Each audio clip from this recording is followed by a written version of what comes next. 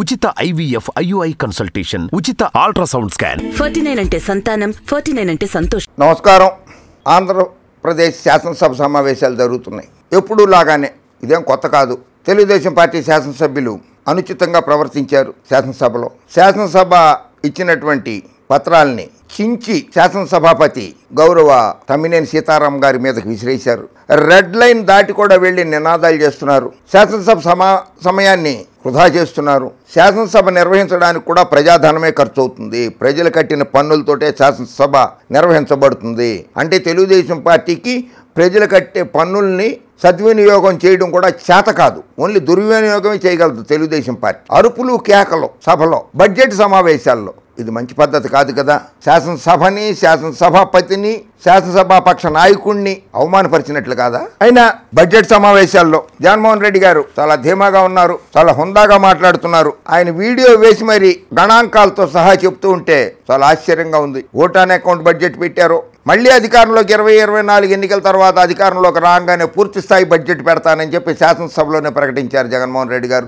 నేనే ముఖ్యమంత్రిని అవుతున్నానని కూడా దమ్ము ధైర్యం ఉన్నటువంటి ముఖ్యమంత్రిగా చెప్పాడు జగన్మోహన్ రెడ్డి గారు. సరే, జగన్మోహన్ రెడ్డి గారు అసమర్థ పాలన, అరాచక పాలన, నిజాయితీ లేని పాలన అని చెప్పి అరిచి గగ్గోలు పెట్టే తెలుగుదేశం పార్టీ వాళ్ళు, అంత నమ్మకం ఉంటే జగన్మోహన్ రెడ్డి ప్రభుత్వం ఓడిపోతుంది, జగన్మోహన్ రెడ్డి గారు అధికారంలోకి రాడని అనే నమ్మకం ఉంటే ఇన్ని పార్టీలతో పొత్తులు ఎందుకయ్యా మీకు అని చెప్పి జగన్మోహన్ రెడ్డి గారు అడిగారు శాసనసభ సాక్షి. నన్ను ఓడించడానికి నేను ఓడిపోతానని చెప్పి మీరు నమ్ముతుంటే మీరు ఒక్కొక్కళ్ళుగా ఓ రెండు యుద్ధానికి నాతోటి దమ్ము ధైర్యం ఉంటే ఇన్ని పార్టీలు పొత్తులు ఎందుకయ్యా మీకు అని చెప్పి అసెంబ్లీ సాక్షిగా ప్రశ్నించారు ఆయన. చాలా చక్కటి ప్రశ్న వేశారు ఆయన. కేంద్రం నుంచి ఏ నిధులు తీసుకొచ్చారని అడుగుతారు చంద్రబాబు నాయుడు గారు కానీ తెలుగుదేశం పార్టీ వాళ్ళు కానీ. కేంద్ర ప్రభుత్వం బడ్జెట్ని చదవను కూడా చదవలేదల్లే ఉంది. వీళ్ళు చదవకుండానే జగన్మోహన్ రెడ్డి గారి మీద విమర్శలు గుప్పిస్తున్నారు. రైల్వే బడ్జెట్లో రాష్ట్రానికి కేటాయించింది ఆంధ్రప్రదేశ్కి 9,138 కోట్ల రూపాయలు. ఆంధ్రప్రదేశ్ రాష్ట్రానికి ఈ సంవత్సరంలో ప్రవేశపెట్టిన నిర్మలా సీతారామన్ గారు ప్రవేశపెట్టిన బడ్జెట్లో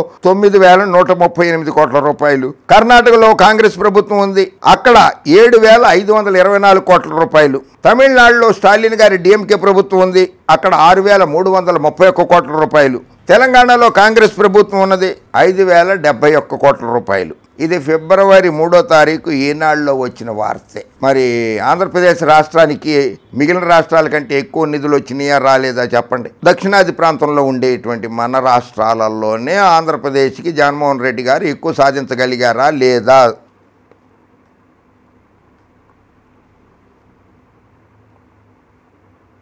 అలాగే స్టార్టప్ కంపెనీలు ఎన్ని వచ్చినాయో రాష్ట్రంలో, ఆంధ్రప్రదేశ్ రాష్ట్రంలో. ఇది రాజ్యసభ సాక్షిగా కేంద్ర వాణిజ్య శాఖ సహాయ మంత్రి సోంప్రకాష్ గారి సమాధానం ఇది రాజ్యసభలో. ఈ ప్రశ్న వేసింది కూడా ఆంధ్రప్రదేశ్ను వైఎస్ఆర్ కాంగ్రెస్ పార్టీ నుంచి రాజ్యసభకి ఎన్నికైనటువంటి నత్వానీ గారు వేసిన ప్రశ్న. ఆ ప్రశ్నకి సమాధానంగా చెప్పారు. చంద్రబాబు నాయుడు అధికారంలో ఉన్న 2016వ సంవత్సరంలో కేవలం 4 స్టార్టప్ కంపెనీలు వచ్చినాయి. 2017లో 100 స్టార్టప్ కంపెనీలు వచ్చినాయి. 2018లో 137 స్టార్టప్ కంపెనీలు వచ్చినాయి. చంద్రబాబు నాయుడు గారు 5 ఏళ్లు పరిపాలిస్తే కేవలం 241 స్టార్టప్ కంపెనీలు వచ్చినాయి ఆంధ్రప్రదేశ్ రాష్ట్రంలో. అదే 2019లో జగన్మోహన్ రెడ్డి గారు అధికారం చేపట్టిన సంవత్సరంలోనే కరోనా సమయంలో కూడా 162 స్టార్టప్ కంపెనీలు వచ్చినాయి 2019లో. 2020లో 2015 కంపెనీలు వచ్చినాయి కరోనా టైంలో. 2021లో కరోనా టైంలో 286 స్టార్టప్ కంపెనీలు వచ్చాయి. 2022లో 382 స్టార్టప్ కంపెనీలు వచ్చాయి. 2023వ సంవత్సరం, గత సంవత్సరంలో 586 స్టార్టప్ కంపెనీలు వచ్చాయి. అంటే జగన్మోహన్ రెడ్డి గారు 5 ఏళ్లలో 1630 స్టార్టప్ కంపెనీలు వచ్చాయి. ఆ కంపెనీలలో ఉద్యోగాలు వచ్చినవి 15,441 మందికి ఉద్యోగాలు కల్పించారు జగన్మోహన్ రెడ్డి గారి ప్రభుత్వం. చంద్రబాబు నాయుడు గారు 5 ఏళ్ల అధికారంలో 241, జగన్మోహన్ రెడ్డి గారు 5 ఏళ్లలో 1630. 5 రెట్లు ఎక్కువ, 5 రెట్లు ఎక్కువ. ఇది లెక్క. ఇది రాజ్యసభలో అడిగిన ప్రశ్నకి సమాధానమే. నేను సంపద సృష్టిస్తా అంటాడు. బాబు గారు ఒకసారి లెక్కలు చూసుకోండి.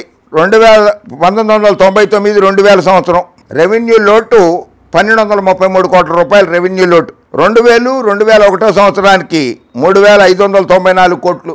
2001 2002 సంవత్సరానికి 2881 కోట్ల రూపాయలు, 2002 2003లో 3054 కోట్ల రూపాయల రెవెన్యూ లోటు, 2003 2004లో 2904 కోట్ల రూపాయల రెవెన్యూ లోటు. ఇది చంద్రబాబు నాయుడు గారు హయాంలో ఉన్నది. 2014-15 అది ఉమ్మడి ఆంధ్రప్రదేశ్లో ఆయన ముఖ్యమంత్రిగా ఉన్నప్పుడు. ఇప్పుడు ప్రత్యేకంగా రాష్ట్ర విభజన తర్వాత 2014-15లో రెవెన్యూ లోటు ఆంధ్రప్రదేశ్ రాష్ట్రంది 13,776 కోట్లు, 2015-16లో 7,302 కోట్లు, 2016-17లో 17,231 కోట్లు, 2017-18లో 16,151 కోట్లు రెవెన్యూ లోటు, 2018-19లో 13,899 కోట్ల రూపాయల రెవెన్యూ లోటు. ఇది చంద్రబాబు నాయుడు గారి పరిపాలన దుస్థితి.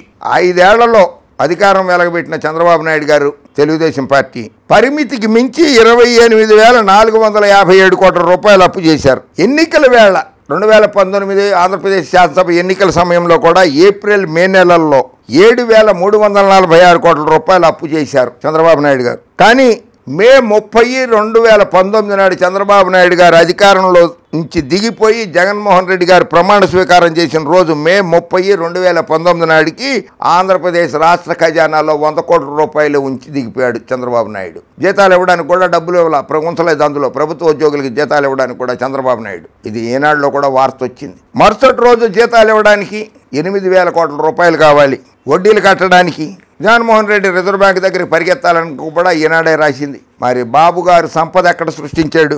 బాబు సీఎం కాకముందు రాష్ట్రం అప్పు 1,53,000 కోట్లు. చంద్రబాబు దిగిపోయే నాటికి మొత్తం అప్పు 4,12,000 కోట్ల రూపాయలు. 4,12,000 కోట్ల రూపాయలు అప్పు చంద్రబాబు నాయుడు హయాంలో జరిగింది. 2024 జనవరి 31 నాటికి మొత్తం అప్పు 7 లక్షల కోట్లు. అంటే 4 లక్షల కోట్లు తీసేస్తే చంద్రబాబు నాయుడు చేసింది, జగన్మోహన్ రెడ్డి గారు చేసిన అప్పు బాబు ప్రభుత్వం చేసింది. కరోనా వల్ల 66,000 కోట్ల రూపాయలు నష్టం వచ్చిన ఆంధ్రప్రదేశ్ రాష్ట్ర ప్రభుత్వానికి జగన్మోహన్ రెడ్డి గారి ప్రభుత్వం చేసిన అప్పు కేవలం 2,90,000 కోట్లు మాత్రమే. ఇవి అధికారికంగా ఉన్నటువంటి లెక్కలు. అప్పులు చేసిన వాటిల్లో కూడా ఆంధ్రప్రదేశ్ ఏ స్థానంలో ఉందో చూడండి. లోక్సభలో కేంద్ర ఆర్థిక శాఖ సహాయ మంత్రి పంకజ్ చౌదరి గారు ఫిబ్రవరి 5, 2024 నాడు లోక్సభలో చెప్పారు. ఈ లెక్కలో 7వ స్థానంలో ఉంది ఆంధ్రప్రదేశ్ రాష్ట్రం, జగన్మోహన్ రెడ్డి గారి ప్రభుత్వం. తమిళనాడు రాష్ట్రం 8,34,000 కోట్ల రూపాయలు అప్పు చేసింది. ఉత్తరప్రదేశ్ 7,69,000 కోట్ల రూపాయలు అప్పు చేసింది. మహారాష్ట్ర, ఉత్తరప్రదేశ్ భారతీయ జనతా పార్టీ పరిపాలిస్తోంది, తమిళనాడు డిఎంకే పరిపాలిస్తోంది, మహారాష్ట్ర బీజేపీ పరిపాలిస్తోంది.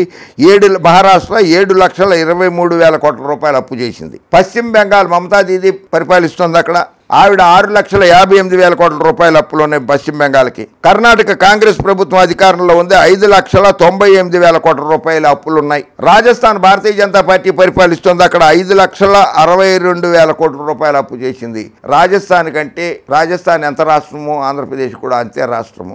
ఆంధ్రప్రదేశ్ రాష్ట్రం అప్పు 4,85,000 కోట్ల రూపాయలు మాత్రమే. ఇది లోక్సభలో 5వ తేదీ నాడు కేంద్ర ఆర్థిక శాఖ సహాయ మంత్రి పంకజ్ చౌదరి గారు చెప్పింది ఈ లెక్క.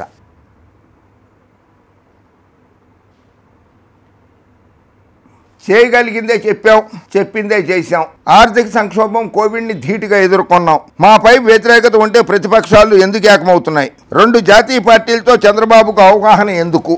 అప్పుల పైన మాత్రం ప్రభుత్వంని విమర్శించడానికి పదే అబద్ధాలు ప్రచారం చేస్తున్నారు చంద్రబాబు నాయుడు గారు, లోకేష్ గారు, పచ్చ పార్టీ, పచ్చ మీడియా. ఇది శాసనసభలో మళ్ళీ మన ప్రభుత్వమే ఎంత ధైర్యంగా చెప్తున్నారో జగన్మోహన్ రెడ్డి గారు చూడండి. మెచ్చుకోవాలి ఆయన ధైర్యానికి, అభినందించాల్సిందే. మేము ఏం చేసామో చెప్పుకోవడం చేత కాదు, మేము ఏం చేస్తామో చెప్పుకోవడం చేత కాదు చంద్రబాబు నాయుడికి, లోకేష్ బాబుకి, పవన్ కళ్యాణ్ బాబుకి, తెలుగుదేశం పార్టీ నాయకులకి. ఒకటే తెలుసు, అధికారం వస్తే దోచుకుంటాం, దాచుకుంటాం, తినటం, పంచుకుంటాం, అదే తెలుసు వాళ్ళకి. అయినా జగన్మోహన్ రెడ్డి ధైర్యంగా ఉన్నారు. అధికారంలోకి వస్తాననే ధీమాతోటే ఉన్నాడు ఆయన. అది ప్రతిపక్షాలు తెలుగుదేశం పార్టీలో కానీ జనసేన పార్టీలో కానీ లేదది. వాళ్ళు అధికారంలోకి రాలేమని చెప్పి డిసైడ్ అయిపోయి పొత్తులు పెట్టేసుకుంటున్నారు.